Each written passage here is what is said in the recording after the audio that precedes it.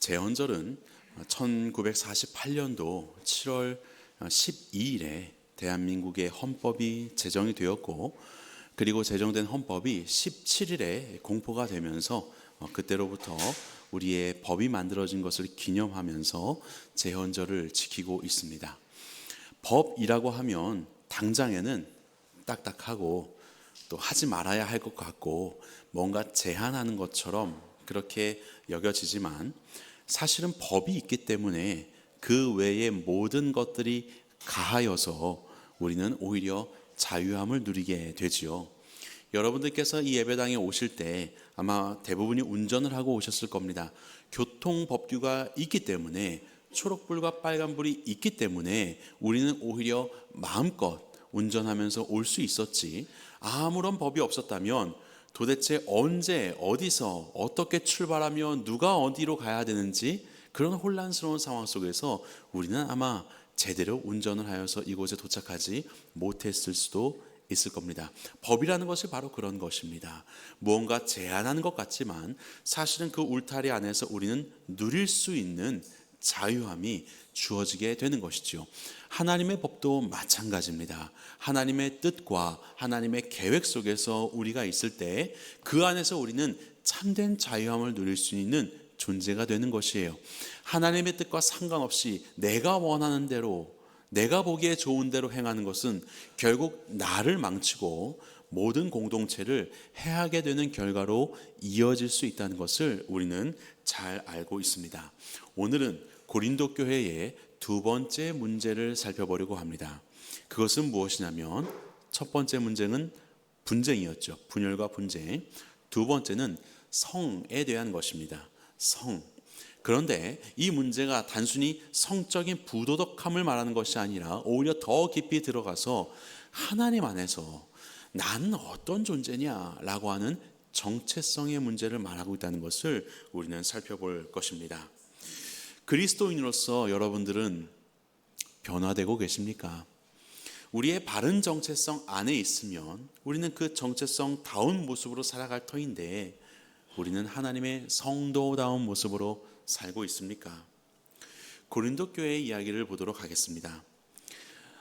본문의 1절 말씀을 보면, 너희 중에 심지어 음행이 있다 함을 들으니 그런 음행은 이방인 중에서도 없는 것이라 누가 그 아버지의 아내를 취하였다 하는도다 라고 합니다. 자, 고린도, 이곳은 매우 성적으로 문란한 도시로 알려져 있습니다.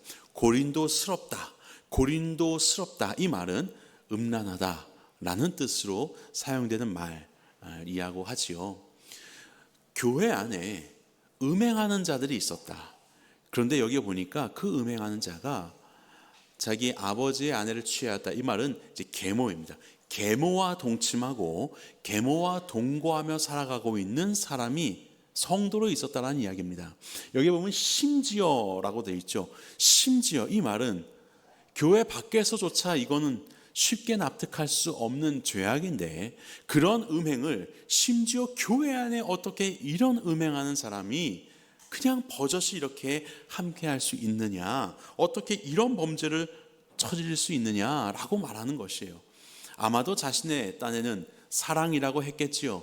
그것이 유익함이라고 했겠지요. 하지만 하나님 보시기에 그것은 하나님의 틀 안에 있는 것이 아니었습니다. 6장을 보게 되면 매춘 행위를 하는 자들도 있었습니다. 창녀와 합하는 자, 그와 한 몸인 줄 알지 못하느냐 하면서 음행을 피하라 라고 하셨습니다. 너무나도 거리낌 없이 매춘 행위를 하는 성도들이 교회 안에서 있었던 것입니다.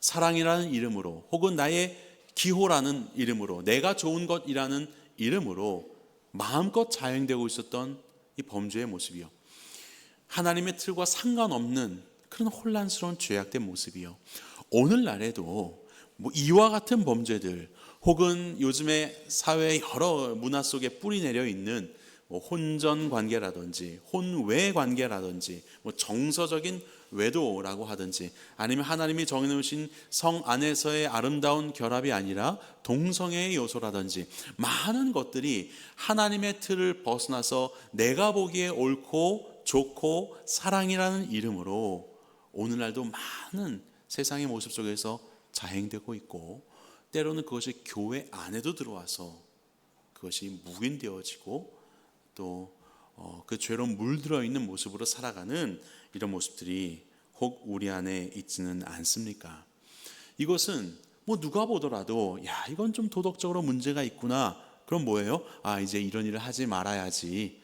그런 일은 나쁜 거야 라고 우리는 쉽게 결론을 내릴 수 있습니다. 자, 그런데 바울은 여기에서 한 걸음 더 들어갑니다. 단순히 도덕적인 문제를 저지르지 마라 라고 하는 것을 넘어서 한 걸음 더 들어갑니다. 그것이 바로 오늘 본문이 시작하는 지점이죠. 너희가 자랑하는 것이 옳지 않다입니다. 이런 음행의 문제를 얘기해 놓고 그거 가지고 자랑하고 있어 너희는, 그거 자랑하지 마, 그거 옳은 거 아니야 라고 말하는 거예요. 이거 쉽게 이해가 되십니까? 아니, 계모와 동침 동거하는 사람이 우리 안에 있어. 근데 그거를 자랑하고 있다고? 교회가? 어떻게 고린도 교회가 이걸 자랑을 할 수 있단 말입니까? 이것은 바로 이런 말씀이에요. 그들 안에 구원의 확신이 있습니다. 하나님은 우리의 영혼을 구원하시고 우리의 영혼을 영원한 하나님의 자녀로 삼아주셨다. 그 어떤 우리의 죄악들도 우리의 구원에 조금도 해를 가할 수 없다. 그러므로 내 옆에 있는 이 지체가 심지어 이런 죄를 저지른다 하여도 그것이 우리가 이미 하나님의 자녀된 그 권세 아래 있으니 이 구원은 괜찮은 거야. 묵인하고 오히려 그것을 내가 깨닫고 있는 영적인 구원에 대하여서 나의 지식을 자랑하고 우리가 가진 신앙을 뽐내려는 의도로 사용하고 있다는 겁니다. 이건 매우 그 겉으로 보기에는 비슷하지만 그 본질이 다른 이야기를 하는 거예요. 우리 안에 이보다도 더 심한 죄를 저지른 사람이 있다 하더라도 우리는 그를 형제로 인정할 수 있죠. 그리고 그를 위해서 기도해야지요. 하지만 그것을 가지고 오히려 내가 알고 있는 복음의 큼, 내가 깨닫고 있는 너희는 왜 그거 가지고 이렇게 무서워해, 두려워해? 괜찮아. 하나님의 사랑은 그거보다 더 커 라고 스스로 위로를 삼으면서 자신이 깨달은 그 영적인 지적인 복음에 대한 우월감을 가지려고 하는 바로 그 자세. 우리의 지체가 죄악 속에서 정상적인 생활을 하지 못하고 있음을 봄에도 불구하고 그것을 탄식하고 그를 구원해주고 그를 이끌어가려는 그런 마음이 아니라 일단 난 아니니까, 그리고 오히려 그것을 소비하여서 나의 어떠함을 자랑거리로 삼으려고 하는 바로 그러한 이기적인 모습, 그러한 모습이 고린도 교회 가운데 팽배해 있었다는 것입니다. 이것은 왜곡된 사랑입니다. 하나님은 우리를 그렇게 사랑하지 않으셨습니다. 하나님은 죄를 미워하십니다. 예수님이 왜 이 땅에 오셔서 십자가에 달려 죽으셔야 했습니까? 그냥 생명이 아니라 하나님의 하나밖에 없는 독생자 아들 예수님을 왜 내어주셔서 십자가 가운데 그토록 죽게 하셨나요? 하나님은 그토록 죄를 미워하시기 때문입니다. 그런데 그 죄를 자행하면서 여전히 하나님은 우리를 사랑하셔. 우리가 늘상 주일마다 와서 기도 드릴 때마다 지난 한 주간 죄짓고 연약하게 살았으니 용서해 주세요 라고 말하는데 전혀 우리 마음속에는 습관처럼 기도만 올리고 또 나가면 죄져야지, 그리고 또 오면 사랑해 주시겠지. 맞아요. 하나님의 구원은 조금도 흠집이 없을 겁니다. 하지만 그것은 하나님이 원하시는 모습이 아닙니다. 하나님은 죄를 미워하십니다. 하나님의 사랑을 왜곡하지 마세요. 하나님은 죄를 사랑하지 않으십니다. 하나님은 그 죄로 인해서 고통을 받고 계십니다.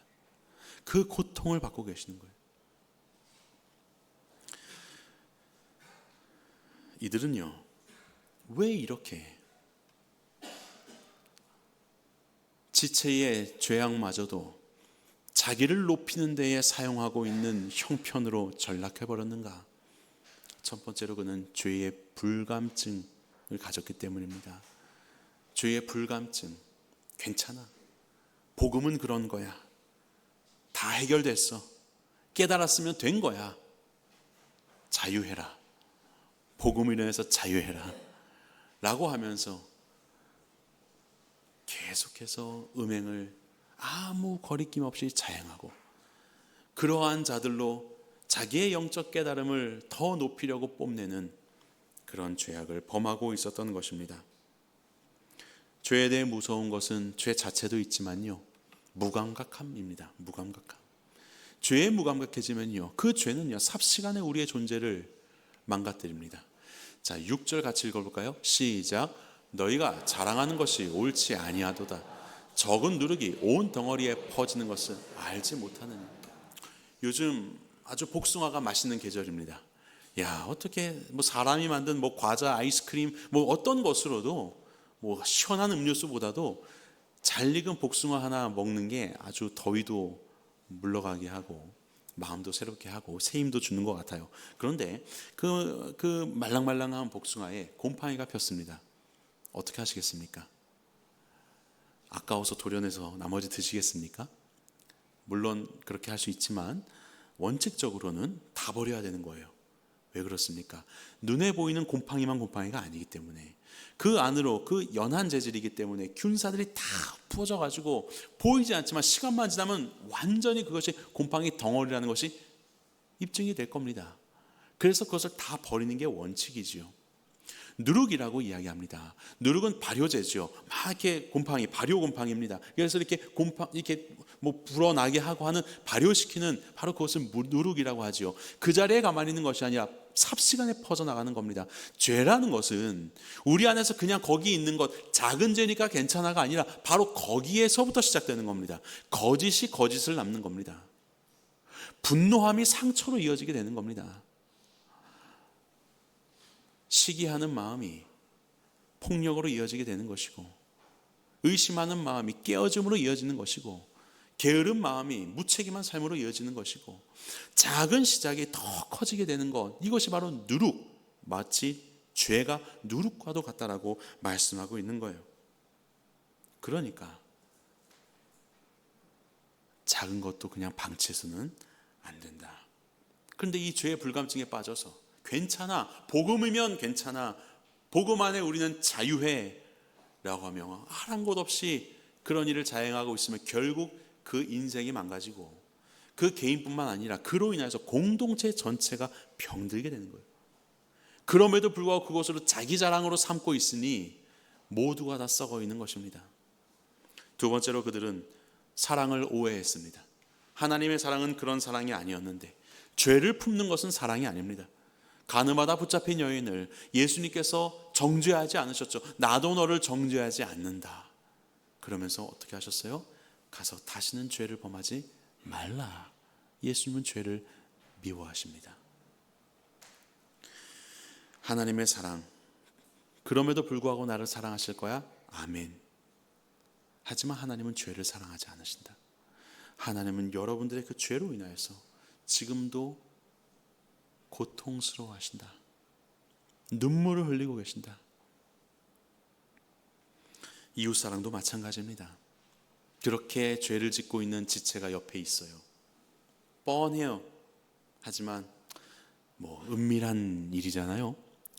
또 뭐 성적인 것들은 오히려 이야기가 좀 민망하고 그냥 알아서 하겠지 라고 내어버려 두고, 오히려 그것이 오늘날처럼 성에 대한 이런 개방적인 문화와 또 다원주의, 뭐 내가 원하는 게 다, 내가 기뻐하는 게 다 그냥 맞는 거지, 누가 나를 간섭해 라고 하는 이런 세상 속에서 오히려 미덕이 되어버렸죠. 옆 사람에게 말 안 하는 게 미덕이 되어버렸습니다. 그것이 사랑인 줄로 착각하여서 그런 그릇된 왜곡된 이웃사랑 속에서 그가 썩어져 가고 나도 썩어져 가게 되는 겁니다. 그래서 바울은 말합니다.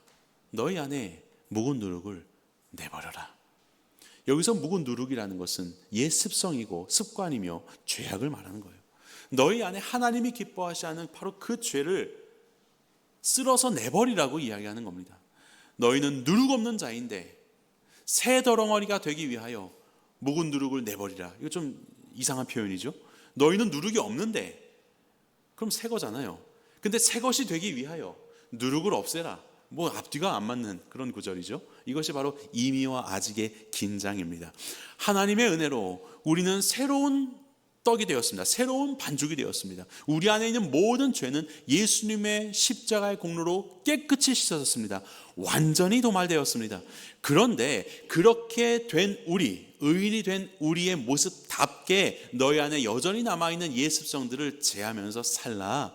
너희의 신분에 걸맞은 자로 살아라. 너희는 누룩이 없는 자이니 너희 안에 있는 누룩을 제거하면서 없는 자답게 살아라라고 말씀하고 있는 것이에요. 성도의 싸움은, 교회의 싸움은 죄를 덮어두고 같이 가져가는 것이 아니라 그것들이 발견되고 도려내고 내 안에서 제거하는 삶을 사는 것, 이것이 바로 새 덩어리다운 우리 성도의 삶이라는 것을 말씀하고 있는 겁니다. 유월절 양 그리스도라는 말이 나오죠. 유월절, 누룩을 제거한 떡을 무교병이라고 이야기합니다. 무교병을 먹습니다. 언제 먹었냐면 유월절을 준비하며 먹습니다. 이것은 과거의 이스라엘 백성들의 역사에 있었던 이야기죠. 애굽에서 종노릇하고 있었던 이들을 하나님께서 건져내셨습니다. 급히 나왔지요. 그래서 어떡합니까? 발효되지 않은 떡들을 가지고 나왔습니다. 발효라는 그 시간을 둘 수 없어서 딱딱한 떡들을 다 가지고 나왔습니다. 그것을 생각하면서 매년마다 6월절이 되면 집안에 있는 모든 누룩을 다 제거합니다. 모든 누룩을 다 없애고 그 딱딱한 무교병을 먹는 행사를 하였습니다. 그것이 6월절을 앞둔 무교절 7일 동안 그들이 먹었던 음식입니다. 이것을 통해서 우리는 원래 애굽에서 종노릇하였던 존재였지만 이제는 하나님의 백성이 된 존재야 라고 자신들의 새로운 정체성을 기억하는 시간을 가졌어요. 누룩을 없애는 것으로. 이제 우리는 무엇입니까? 뭐 집에 있는 누룩을 없애겠습니까? 그것이 아니라 우리가 과거에는 죄의 종노릇하는 악한 영들 가운데 종노릇하고 있는 존재로서 내가 살아갔지만 이제는 예수 그리스도의 보혈의 공로 6월절 어린 양의 피로 인하여서 우리는 하나님의 백성이 되었다. 우리는 영원한 하나님의 백성이 되었다. 우리의 정체성을 우리는 확인하는 거죠. 그리고 그것을 가지고 매 6월절, 무교절마다 집에 있는 누룩을 제거했던 것처럼 우리도 수시로 우리의 마음을 살피고 우리 안에 새로운 정체성에 부합하지 않는 옛 누룩들을 버려야 한다라는 말을 하고 있는 것입니다. 여전히 죄는 끈질기게 우리 안에 도사리고 있습니다. 그리고 그것으로 인해서 나를 높이고 나를 주장하려고 하는 그 이기적인 모습들, 왜곡된 모습들이 우리 안에 있습니다.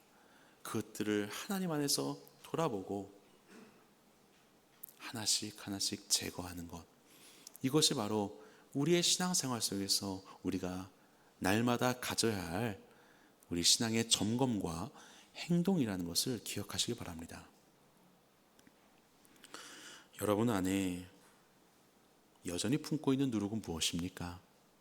묵은 누룩, 오래도록 품고 있는 여러분들의 언어 습관, 삶의 습관, 하나님이 기뻐하지 않는 은밀한 음행들, 우리의 행동과 우리의 삶 속, 우리의 생각 속에서 저지르고 있는 거룩한 백성답지 않는 그 모든 것, 언제까지 그 누룩을 품고 계시겠습니까? 그 누룩은 거기에만 있는 것이 아닙니다. 그것으로 인해서 여러분들의 삶 전체가 썩어져 가고 있습니다. 그것으로 인해서 여러분 삶뿐만 아니라 여러분들의 가정과 공동체가, 이 사회가 점점 부패되어 가고 있습니다. 우리가 할 일은 묵은 누룩을 제거하는 것입니다.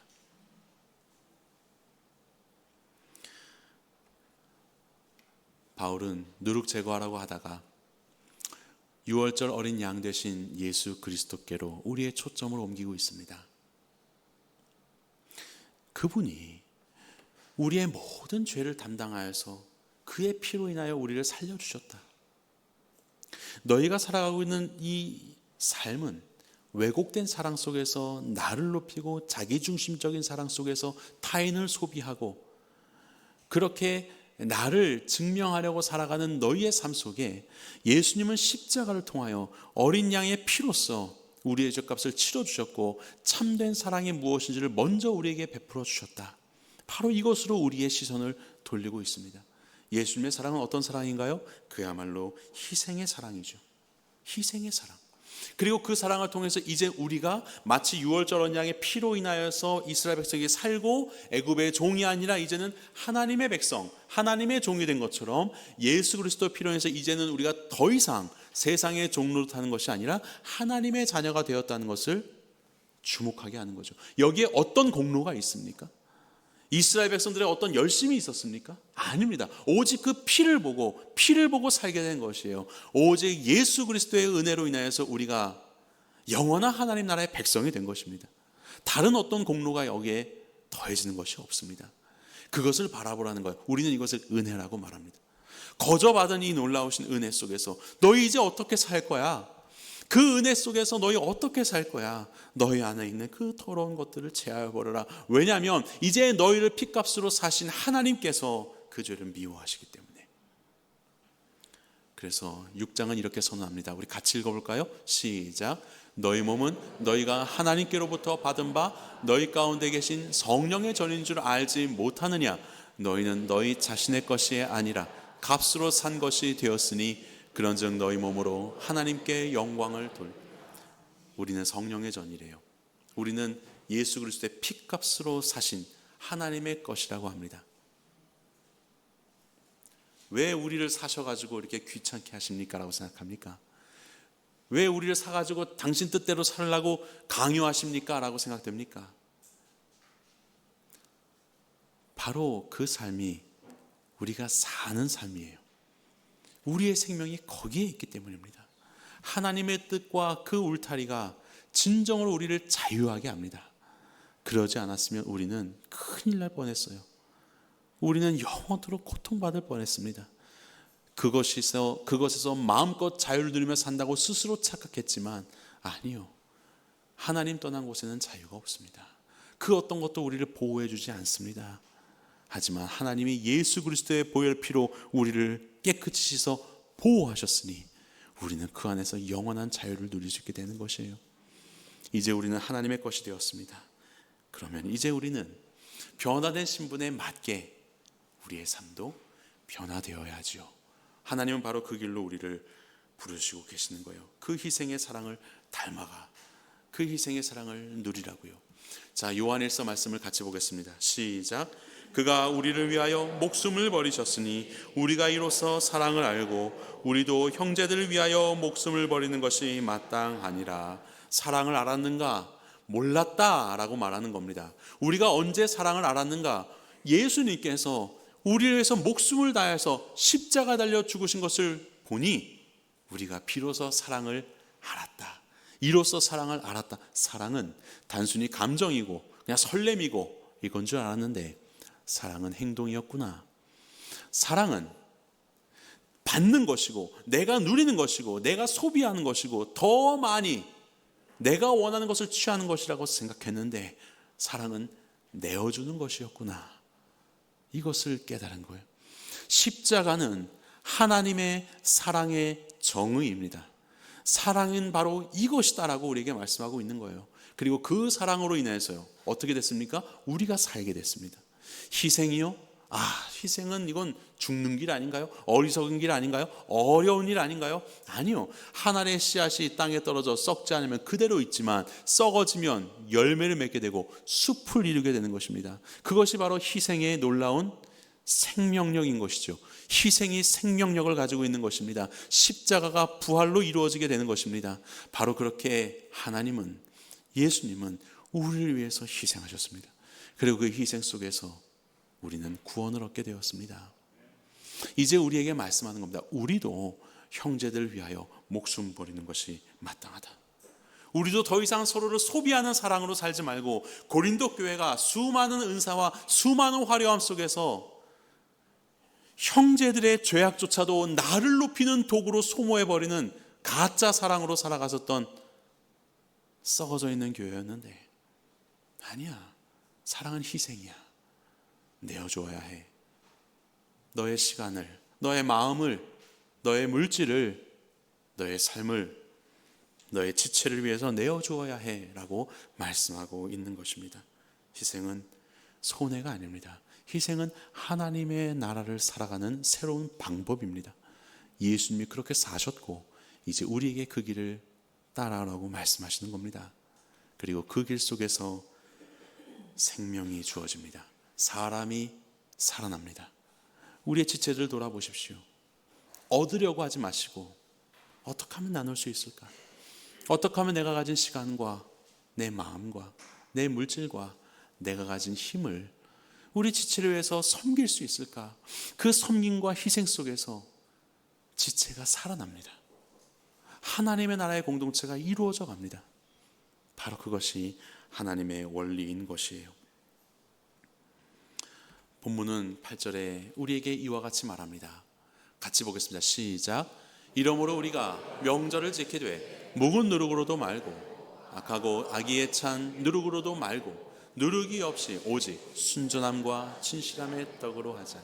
여기 명절 지키자고 했는데 이 명절 지키자는 말은 잔치를 열자, 축제를 열자라는 뜻입니다. 그것도 한 번이 아닙니다. 계속적인 용법입니다. 계속해서 이 잔치를 베풀며 살아가자라고 합니다. 그 잔치에 뭐가 있어야 돼요? 먹는 게 있어야 됩니다. 먹는 게 없으면 잔치가 없죠. 오래 못 가요. 근데 뭘 먹고 사냐? 순전함과 진실함의 떡으로 먹고 마시는 잔치를 베풀며 살자라고 이야기를 하는 것입니다.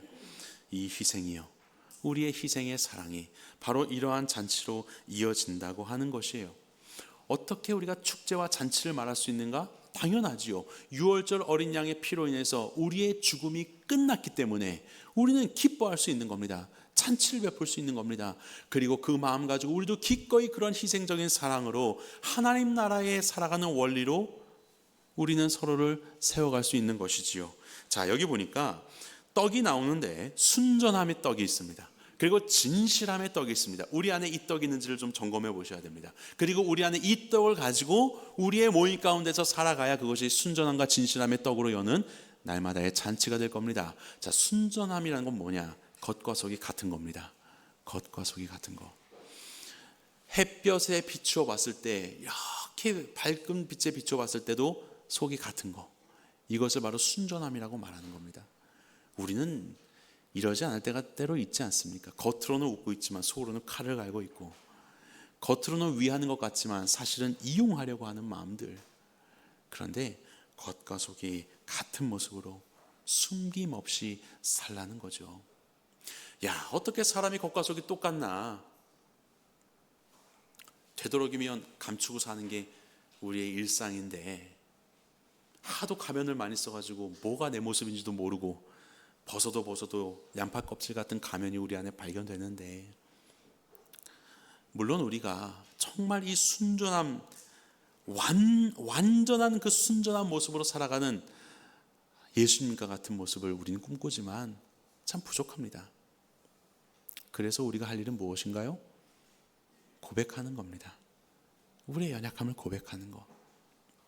우리가 함께 모였을 때 우리 안의 연약함들을 고백하고 서로를 위해서 기도해주고 하나님이 기뻐하시는 그 길로 나의 모습과 나의 내면에서부터 함께 나아갈 수 있도록 같이 붙들어주면서 한 걸음씩 한 걸음씩 하나님의 은혜 아래서 나아가는 삶, 그렇게 순전한 삶으로 우리는 나아가야 되는 것입니다.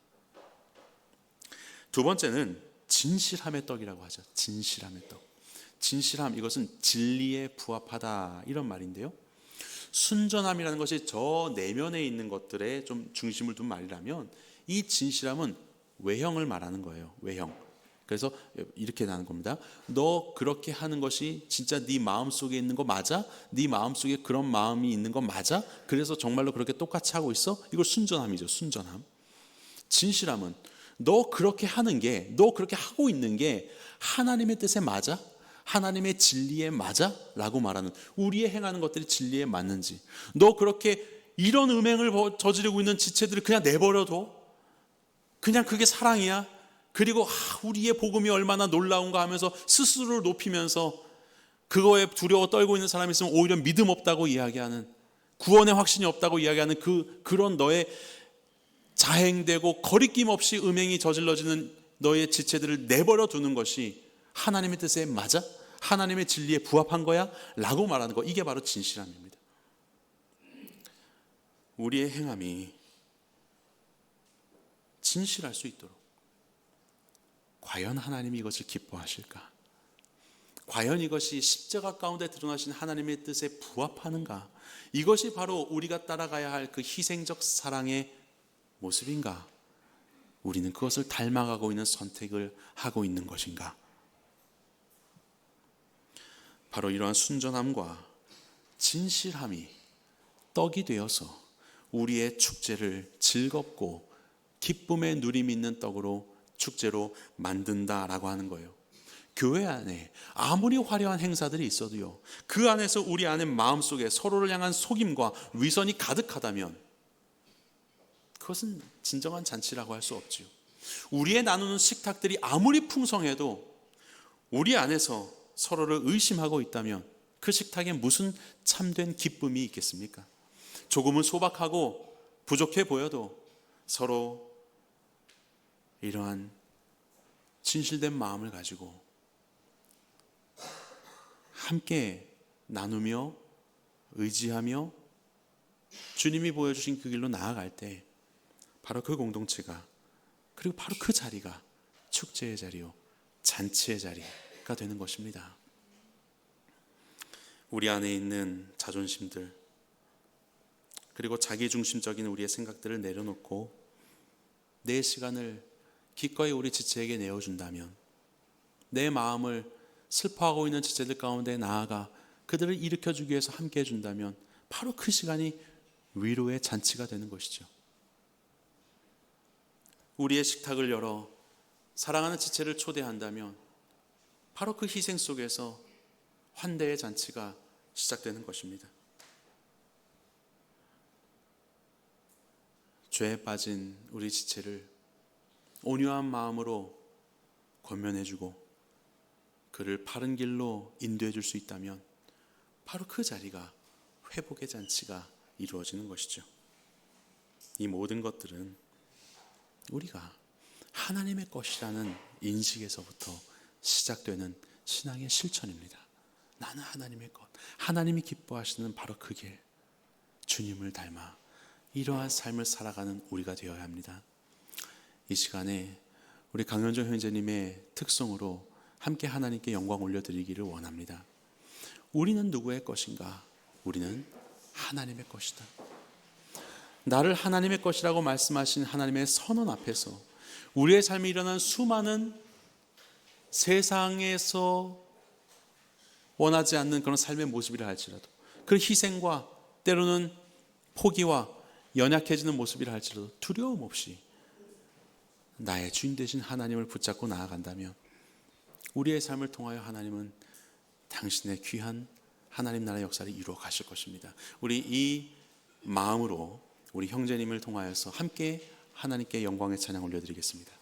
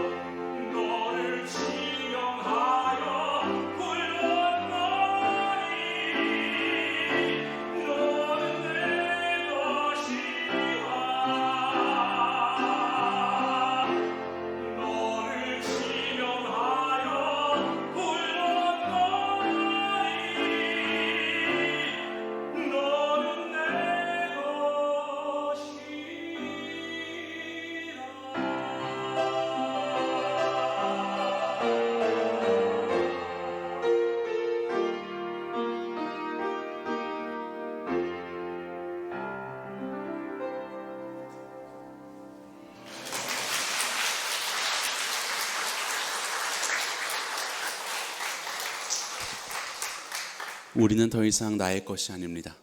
우리는 하나님의 것입니다. 예수님으로 우리를 사셨습니다. 그래서 이제 하나님이 기뻐하시지 않는 세상의 모든 묵은 누룩들을 버리시기 바랍니다. 그리고 순전함과 진실함의 떡을 가지고 우리가 서로 함께 나누며 하나님이 우리 가운데 베풀어 주신 이 놀라운 희생의 사랑으로 인한 잔치를 매일마다 배설하는 우리 새누리의 성도님들 되시길 간절히 바랍니다. 이 모든 잔치로 인하여서 우리에게 이 잔치를 베풀어 주신 하나님께 영광 올려드리는 우리의 삶이 되기를 주님의 이름으로 간절히 축원합니다.